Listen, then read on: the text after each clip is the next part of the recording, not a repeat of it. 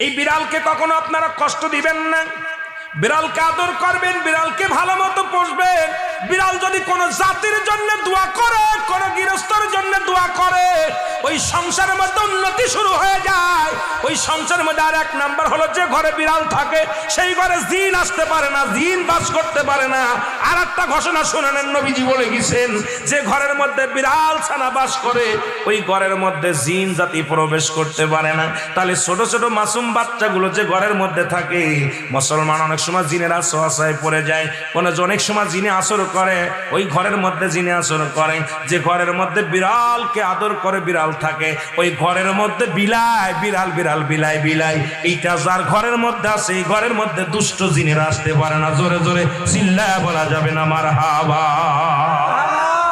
একবার নবী সুলাইমান আলাইহিস সালাম শুনতে পাইলেন পাশের বাড়িতে একটা কুকুরকে কষ্ট দিয়ে বিষ